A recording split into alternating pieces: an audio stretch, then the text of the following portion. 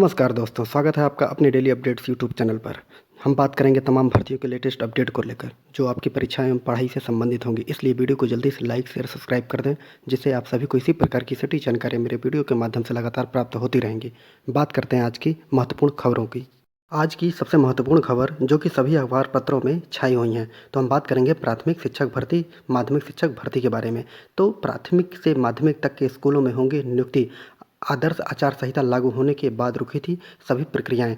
शिक्षकों के 37,000 पदों पर होगी भर्ती। अर्थात कि जो शिक्षक भर्ती की तैयारी करने वाले उत्तर प्रदेश के विद्यार्थी हैं, उनके लिए बहुत बड़ी खुशखबरी है कि सरकार जो कि पिछली जो भर्तियां रुकी हुई थी, जिनके कार्यक्रम जो जारी नहीं किए गए थे, जिनका रिजल्ट जारी नहीं किया गया था, जिनको नियुक्ति नहीं दी गई थी, सभी आचार संहिता लागू होने के कारण रुक गई थी। और अब जैसे ही सरकार बनती है, जैसे ही कैबिनेट मंत्रालय और मुख्यमंत्री शपथ लेते हैं, वैसे ही क्योंकि सभी अधिकारीगण वही हैं, सभी कर्मचारीगण वही हैं, तो भर्तियों में कोई देर नहीं होने वाली है। और आपकी जो शिक्षकों की 37,000 भर्तियों पर जो पद हैं, वो रिक्त पड़े हुए हैं और उनके लिए जल्दी से जल्दी विज्ञापन लाने की तैयारी जो है सरकार करेगी। तो पढ़ लेते हैं पूरी खबर।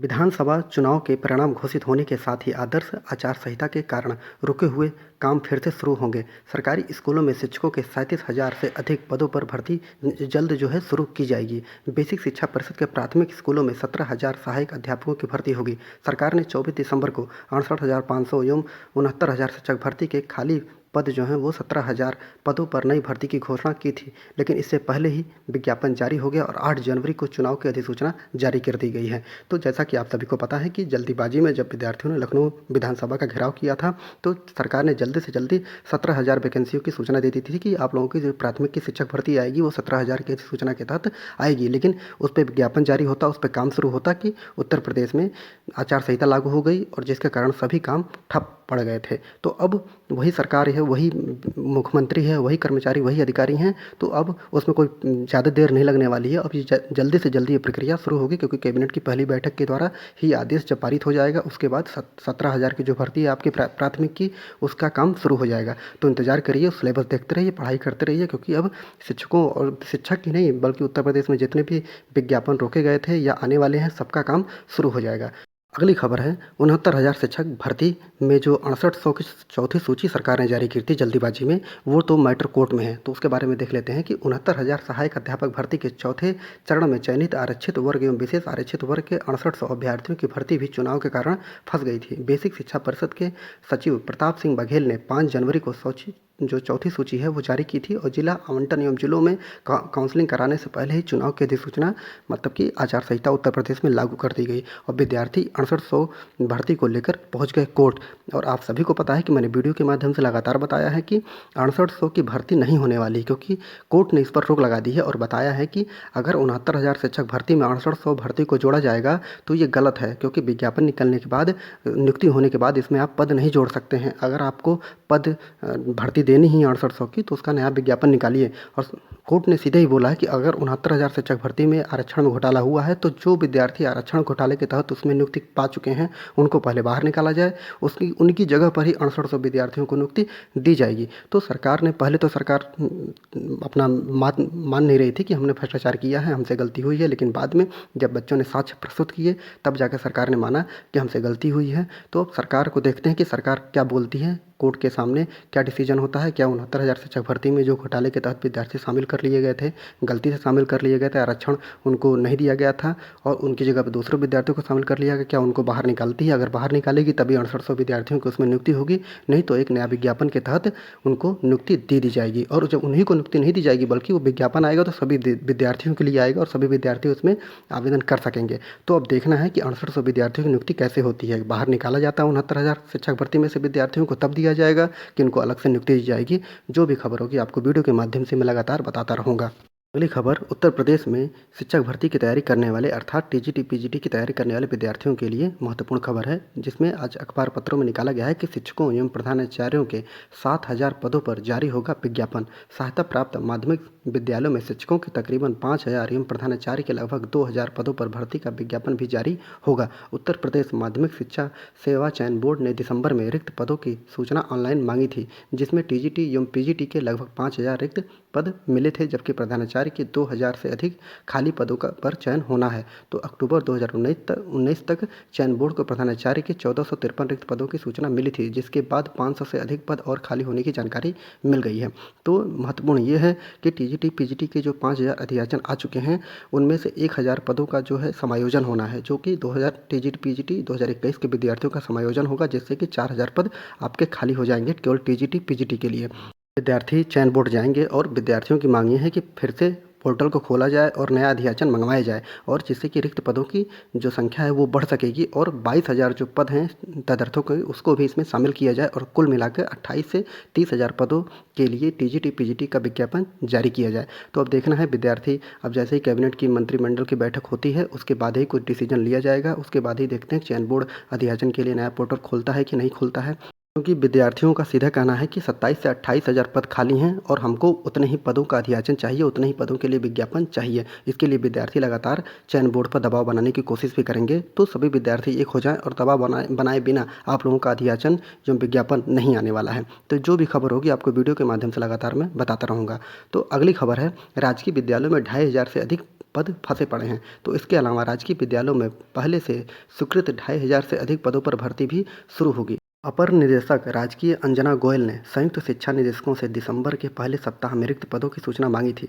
पूर्व में शिक्षा निदेशालय की ओर से लोक सेवा आयोग का अधियाचन जो है भेजा गया था, लेकिन कुछ बिंदुओं पर आपत्ति थी। शिक्षकों की 2,500 से अधिक पदों की सूचना नए सिरे से आयोग को भेजने की तैयारी की जा रही है। तो आप सभी को मैंने वीडियो के माध्यम से बताया है कि एलटी जो और जीआईसी की जो प्रवक्ता की भर्ती होगी उसके लिए भी अधियाचन मांगा गया है, और जैसे ही अधियाचन पूरा होता है, क्योंकि अधियाचन तो 1,000 से अधिक पदों का आ चुका है, लेकिन वहाँ पर समाहर्तों की जो बात थी, समाहर्ता जो समकक्षों की बात थी, उसके बारे में अगर डिसीजन ले लिया जाता है तो आपका एलटी का विज्ञापन भी लोक सेवा आयोग कभी भी जारी कर सकता है, और उसके लिए भी अधियाचन एवं पोर्टल खोले जाने की बात की जा रही है। उसमें आप लोगों का पद बढ़ सकता है। तो ये बात मानिए कि बिना दबाव के और बिना धरना प्रदर्शन के और बिना एकजुटता के आप लोगों का अधियाचन या पोर्टल नहीं खोलने वाला है। तो सभी लोग एक ग्रुप बनाइए, गुट बनाइए और जाकर लोक सेवा आयोग में सचिव या अध्यक्ष से मिलिए, वहाँ पर वार्ता करिए, और वार्ता करने के बाद ही कुछ हो सकता है।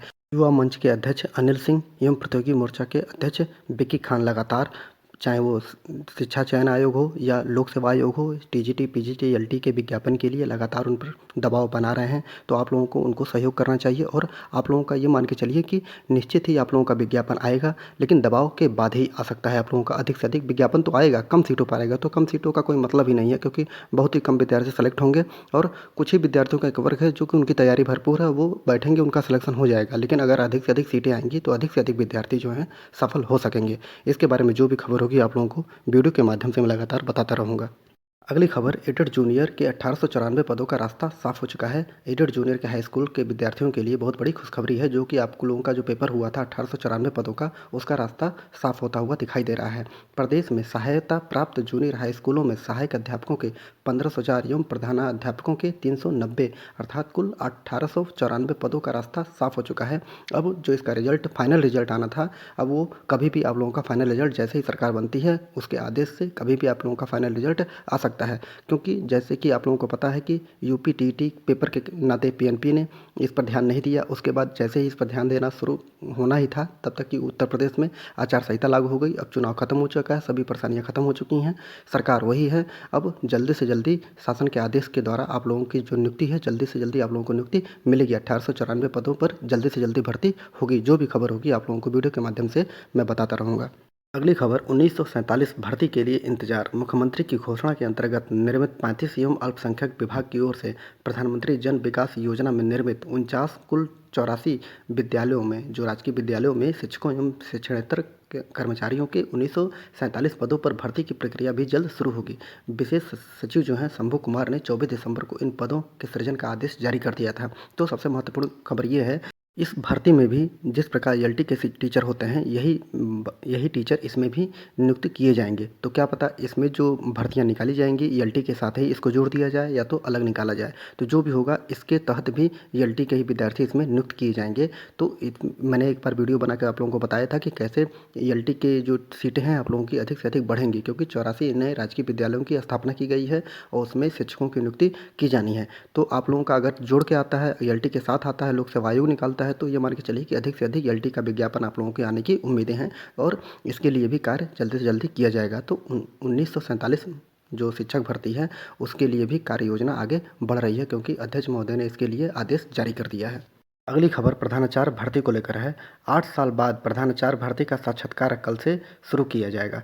तो बहुत ही विनती के बाद, बहुत ही विरोध के बाद, बहुत रिक्वेस्ट के बाद ये जो भर्ती है वो विद्यार्थी इतने परेशान थे कि डेट पर डेट दी जा रही थी, लेकिन इसका जो साक्षात्कार था वो शुरू नहीं किया जा रहा था। लेकिन हाईकोर्ट के दखल के बाद इसका साक्षात्कार की डेट दे दी गई है और कल से इसका साक्षात्कार शुरू होने वाला है। तो सहायता प्राप्त माध्यमिक विद्यालयों में प्रधानाचार्य भर्ती 2013 का साक्षात्कार सोमवार से शुरू होगा। उत्तर प्रदेश माध्यमिक शिक्षा सेवा चयन बोर्ड आवेदन पूरे होने के 8 साल बाद साक्षात्कार लेने जा रहा है। साक्षात्कार 14 से 30 मार्च तक चलेंगे। होली के कारण 17 से 19 तक अवकाश होगा और रविवार को भी अभ्यर्थियों को बुलाया गया है। तो नवल किशोर महोदय जो कि अध्यक्ष सचिव महोदय हैं उन्होंने बताया है कि कानपुर एवं देवीपाटन मंडल के स्कूलों के लिए साक्षात्कार 14-15 मार्च से शुरू होगा और मेरठ आजमगढ़ मंडल के लिए 16 से 21 को साक्षात्कार प्रस्तावित किया गया है। तो इस प्रकार आप लोग अपना डेट देख लीजिए किस किस मंडल में किस किस डेट को ये साक्षात्कार किया जाएगा। तो बहुत ही महत्वपूर्ण खबर है। जैसा कि आप सभी को पता है कि एक अभ्यर्थी थे वो मनीष कुमार त्रिपाठी की अवमानना याचिका में हाईकोर्ट ने 31 दिसंबर 2021 तक भर्ती पूरी करने के निर्देश दिए थे, लेकिन आवेदन पत्रों को ऑनलाइन करने एवं उनमें तमाम विसंगतियों के कारण साक्षात्कार शुरू नहीं हो सका था। विज्ञापन 599 पदों का हुआ था, लेकिन बाद में पदों की संख्या बढ़कर 632 हो गई है। तो आप लोग अच्छे से इंटरव्यू दीजिए और अच्छे से सिलेक्शन लीजिए, तैयारी करते रहिए। अगली खबर है राजकीय इंटर कॉलेज जीआईसी भर्ती को लेकर है। इसकी जो मुख्य परीक्षा है उसकी परीक्षा आज से शुरुआत है। तो राजकीय इंटर कॉलेज में प्रवक्ता पुरुष एवं महिला भर्ती 2020 की मुख्य परीक्षा प्रयागराज एवं लखनऊ के 33 केंद्रों पर रविवार के 2 सत्रों पर अर्थात 9:30 बजे से 11:30 बजे एवं 2 से 5 बजे तक करवाई जाएगी। उत्तर प्रदेश लोक सेवा आयोग प्रयागराज में 17 एवं लखनऊ में 16 केंद्र बनाए गए हैं और 16 विषयों में प्रवक्ता के 1473 पदों के लिए 14,069 अभ्यर्थी इसमें शामिल हो गए हैं। क्योंकि आप सभी को पता है कि कोरोना के कारण इस परीक्षा को टाल दिया गया था। अब इसकी परीक्षा आज से शुरू हो रही है। जैसा कि आप सबको पता है प्रधानाचार्य साक्षात्कार इसका शुरू होने वाला है, लेकिन इसमें बड़ा बदलाव कर दिया गया है। बदलाव इसलिए किया गया है कि इसमें भ्रष्टाचार न हो सके और सही विद्यार्थी इसमें चुनकर जा सके। जैसे कि अब साक्षात्कार जो है जिले पर नहीं होगा, क्योंकि जिले पर अगर होता है तो विद्यार्थी उसमें कहीं ना कहीं अपना सोच लगाकर उसमें भ्रष्टाचार कर सकते हैं। तो इस व्यवस्था को पैनल अर्थात ये जो पैनल बनेगा वो मंडल स्तर पर इसके साक्षात्कार किए जा सकेंगे, जिसके कारण इसमें जो विद्यार्थी सेंधमारी किया करते थे उसमें बहुत ही ज़्यादा रोक लग जाएगी। बहुत ही अच्छी व्यवस्था है, बहुत बड़ा कदम है सरकार का। तो बहुत ही धन्यवाद है कि कुछ कम से कम भ्रष्टाचार को रोकने के लिए बदलाव किए जा रहे हैं और ये बदलाव सही भी हैं, क्योंकि योग्य शिक्षक ही विद्यार्थी एवं देश को आगे ले जाने में सफल हो सकते हैं। अगली खबर है कि यूपी बोर्ड परीक्षा से प्रधानाचार्य भर्ती टकराने पर अभ्यर्थियों ने जताया है नाराजगी। तो 8 साल बाद प्रधानाचार्य भर्ती के लिए साक्षात्कार देने की जो अवसर आया है उसमें बोर्ड परीक्षा की तिथि टकरा जाने से दुविधा खड़ी हो गई है। उत्तर प्रदेश माध्यमिक शिक्षा सेवा चयन बोर्ड ने 2013 के प्रधानाचार्य साक्षात्कार की तिथि 14 मार्च को निर्धारित की है और होली अवकाश छोड़कर साक्षात्कार 30 मार्च तक चलेगा। और इसी बीच जो विद्यार्थियों के जो हाई स्कूल और इंटर के पेपर होने वाले हैं वो टकरा चुके हैं। तो देखते हैं सरकार करती क्या है, क्योंकि ये बहुत ही दिनों बाद ये साक्षात्कार लिया जा रहा है। तो हाई स्कूल और इंटर टकराने से कुछ होगा नहीं, थोड़ा सा दुविधा होगी, जिसको कि अगर शिक्षक एवं जो आयोग है वो मैनेज करना चाहे तो मैनेज भी किया जा सकता है। एक खबर डीएलएड से संबंधित है। स्कूटनी में 59 पास हो गए हैं, जबकि 17,568 विद्यार्थी फेल हो चुके हैं। उत्तर प्रदेश परीक्षा नियामक प्राधिकरण ने डिप्लोमा इन एलिमेंट्री परीक्षा अर्थात डीएलएड के सेमेस्टर के स्कूटनी का परिणाम जारी कर दिया है। और डीएलएड में देखा जाए तो 2018 के प्रथम एवं तृतीय सेमेस्टर के 2019 के द्वितीय सेमेस्टर में कोई परिवर्तन नहीं हुआ है, जबकि जो स्कूटनी के लिए फॉर्म भरा गया था उसमें जो विद्यार्थियों ने पेपर दिया था उसमें 59 विद्यार्थी जो पास हो चुके हैं, जबकि 17,568 विद्यार्थी फेल हो चुके हैं। तो यह है शिक्षा व्यवस्था। कम से कम अगर कॉलेज में ऑनलाइन पढ़ाई की जा रही थी, ठीक है कोरोना था, ऑनलाइन पढ़ाई की जा रही थी, तो आप लोग बुक लेकर घर पर भी पढ़ा जा सकता था। कोई इतना टफ पेपर नहीं होता है। लेकिन आप सोचिए कि ये विद्यार्थियों की गलती है और शिक्षकों की गलती तो है ही, लेकिन विद्यार्थियों की सबसे अधिक गलती है कि सेल्फ स्टडी करके आप लोग पास हो सकते थे। थे, लेकिन आप लोगों ने पढ़ाई नहीं की, जिसका भुगतान आप लोग देख पा रहे हैं कि 17,000 कम से कम 59 मतलब फ़ेल होते समझ में आता, अब 17,568 विद्यार्थी फ़ेल हो चुके हैं।